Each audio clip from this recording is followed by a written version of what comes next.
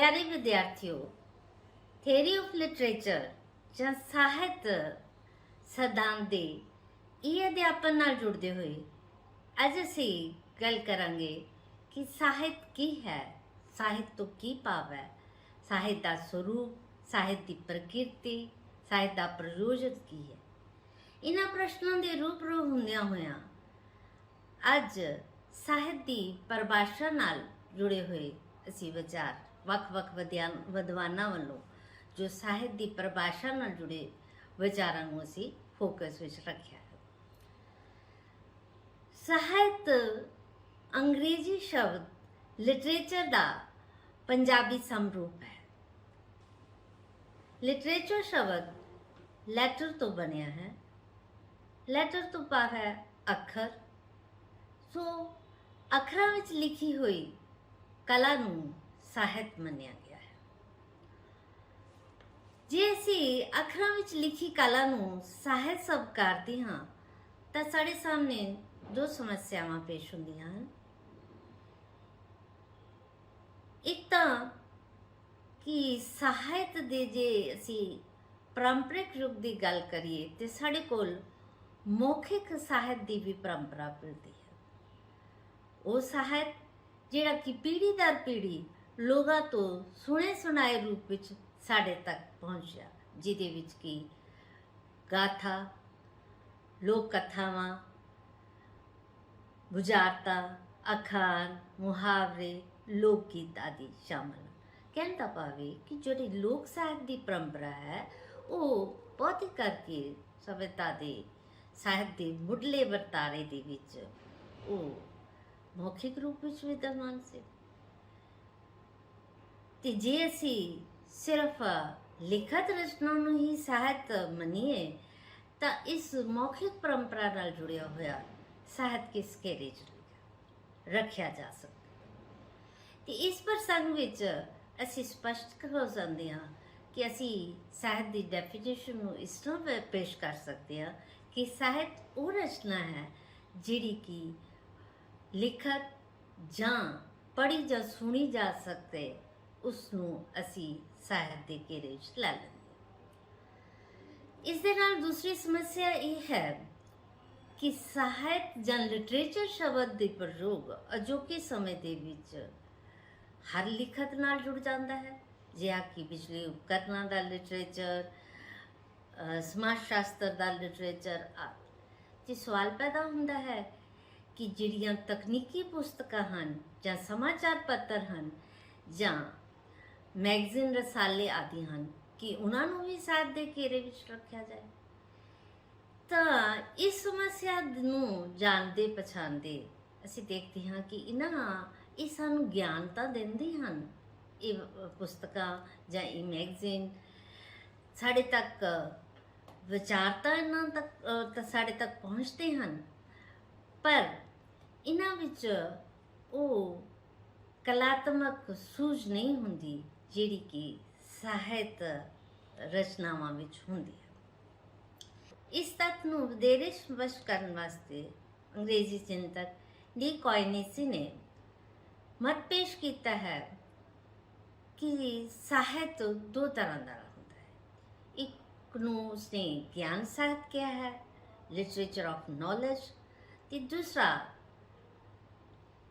ਕਲਾਤਮਕ ਸ਼ਕਤੀ ਦਾ ਸਾਹਿਤ, literature of artistic power. ਔਰ ਇਸੇ ਨੂੰ ਅੱਗੋਂ ਅਸੀਂ ਦੋ ਰੂਪਾਂ ਵਿੱਚ ਦੇਖਦੇ ਹਾਂ, ਇੱਕ ਕਲਾ ਸਾਹਿਤ ਤੇ ਦੂਸਰਾ ਵਿਗਿਆਨ ਸਾਹਿਤ। ਕਲਾ ਸਾਹਿਤ ਜਿਹੜੀਆਂ ਸਾਹਿਤਕ ਕਿਰਤਾਂ ਹਨ, ਨਾਵਲ, ਨਾਟਕ, ਕਹਾਣੀ, ਕਵਿਤਾ, ਇਹ ਕਲਾ ਸਾਹਿਤ ਦਾ ਹੀ ਰੂਪ ਹਨ, ਜਿਸ ਦੇ ਵਿੱਚ ਜੀਵਨ ਦਾ ਵਰਤਾਰਾ, ਜੀਵਨ ਦਾ ਸੱਚ ਜਿਹੜਾ ਹੈ ਪੇਸ਼ ਕੀਤਾ ਗਿਆ ਹੁੰਦਾ।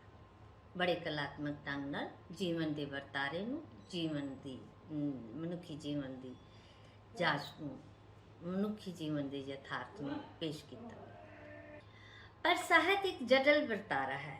ਇਸ ਨੂੰ ਪਰਿਭਾਸ਼ਿਤ ਕਰਨਾ ਇਤਨਾ ਸਰਲ ਨਹੀਂ ਹੈ, ਕਿਉਂਕਿ ਹਰ ਯੁੱਗ ਦੇ ਅੰਦਰ ਸਾਹਿਤ ਨਾਲ ਸੰਬੰਧਿਤ ਵਿਭਿੰਨ ਪਰਿਭਾਸ਼ਾਵਾਂ ਮਿਲਦੀਆਂ ਰਹੀਆਂ। ਜਿਸ ਦੇ ਵਿੱਚ ਕਿ ਪੱਛਮੀ ਅਤੇ ਭਾਰਤੀ ਚਿੰਤਕਾਂ ਨੇ ਇਸ ਨੂੰ ਆਪੋ ਆਪਣੇ ਢੰਗਾਂ ਨਾਲ ਪਰਿਭਾਸ਼ਿਤ ਕਰਨ ਦਾ ਯਤਨ ਕੀਤਾ ਹੈ, ਜਿਨ੍ਹਾਂ ਦੇ ਕਿ ਆਪਣੇ ਦਾਰਸ਼ਨਿਕ ਆਧਾਰ ਰਹੇ ਹਨ। ਆਓ ਜਾਣਦੇ ਹਾਂ ਕਿ ਪੱਛਮੀ ਚਿੰਤਕਾਂ ਅਨੁਸਾਰ ਸਾਹਿਤ ਕੀ ਹੈ। ਗੱਲ ਕਲਾਸੀਕਲ ਯੁੱਗ ਤੋਂ ਸ਼ੁਰੂ ਕੀਤੀ ਜਾਵੇ ਤਾਂ ਅਸੀਂ ਦੇਖਦੇ ਹਾਂ ਕਿ ਕਲਾਸੀਕਲ ਯੁੱਗ ਵਿੱਚ ਉੱਘਾ ਦਾਰਸ਼ਨਿਕ ਪਲੈਟੋ ਸਾਹਿਤ ਨੂੰ ਜੀਵਨ ਅਤੇ ਜਗਤ ਦਾ ਅਨੁਕਰਨ ਮੰਨਦਾ ਹੈ। ਉਹ ਸੰਸਾਰ, ਇਹ ਦਿਸਦਾ ਸੰਸਾਰ ਕਿਸੇ ਅਣਦਿਸਦੇ ਸੰਸਾਰ ਦੀ ਨਕਲ ਹੈ ਤੇ ਸਾਹਿਤ ਵਿੱਚ ਇਸ ਦਿਸਦੇ ਸੰਸਾਰ ਨੂੰ ਰੂਪਮਾਨ ਕੀਤਾ ਹੁੰਦਾ ਹੈ। ਇਸ ਕਰਕੇ ਸਾਹਿਤ ਨਕਲ ਦੀ ਨਕਲ ਜਾਂ ਅਨੁਕਰਨ ਦਾ ਅਨੁਕਰਨ ਹੈ, ਜੋ ਕਿ ਸੱਚ ਤੋਂ ਬਹੁਤ ਪਰਾਂ ਹੈ।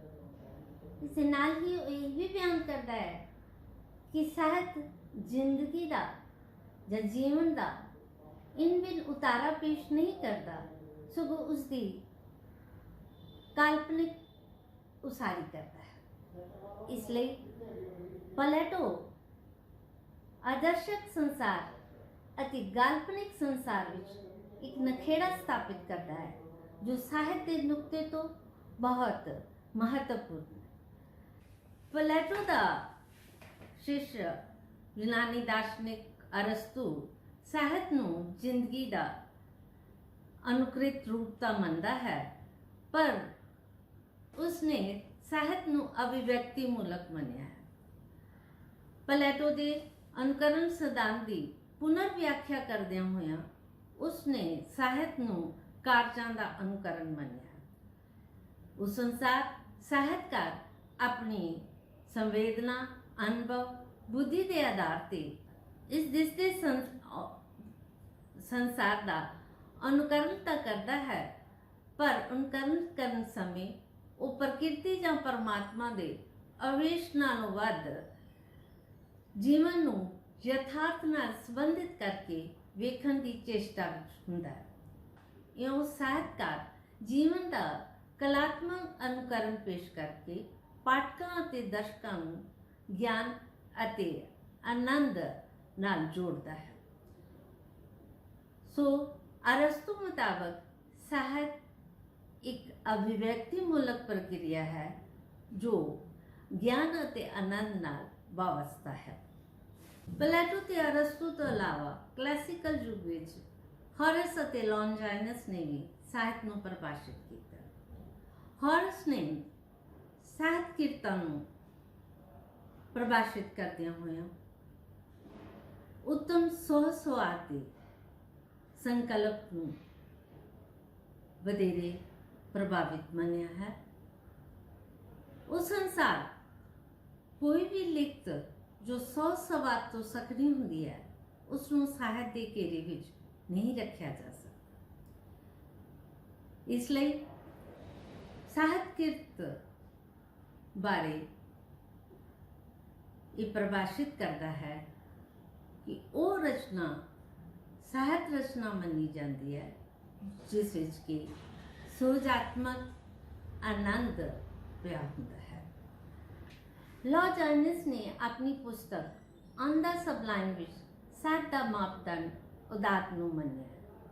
ਉਦਾਤ ਕਿਸੇ ਭਾਸ਼ਾ ਦਾ ਉਹ ਸਰਵਸ਼੍ਰੇਸ਼ਟ ਅਤੇ ਵਿਲੱਖਣ ਪ੍ਰਯੋਗ ਹੈ, ਜੋ ਕਿਸੇ ਰਚਨਾ ਨੂੰ ਬਾਕੀ ਦੇ ਸ਼ਬਦ ਸੰਸਾਰਾਂ ਅਤੇ ਸ਼ਾਸਤਰਾਂ ਤੋਂ ਨਖੇੜਦਾ। ਵਧੇਰੇ ਸਪਸ਼ਟਤਾ ਲਈ ਉਦਾਤ ਦਾ ਅਰਥ ਹੈ ਕਿ ਜਦੋਂ ਤੁਸੀਂ ਕਿਸੇ ਸਾਹਿਤਕ ਕਿਰਤ ਨੂੰ ਪੜ੍ਹਦੇ ਹੋ ਤਾਂ ਉਹ ਤੁਹਾਨੂੰ ਆਨੰਦਿਤ ਕਰਦੀ ਹੈ। ਉਹ ਕਿਰਤ ਤੁਹਾਨੂੰ ਹਕੀਕੀ ਦੁਨੀਆ ਤੋਂ ਇਮੈਜਨਰੀ ਵਰਲਡ ਵਿੱਚ ਲੈ ਜਾਂਦੀ ਹੈ, ਜਿੱਥੇ ਤੁਸੀਂ ਉਸ ਕਿਰਤ ਨਾਲ ਆਪਣੇ ਆਪ ਨੂੰ ਵਾਬਸਤਾ ਕਰਦੇ ਹੋ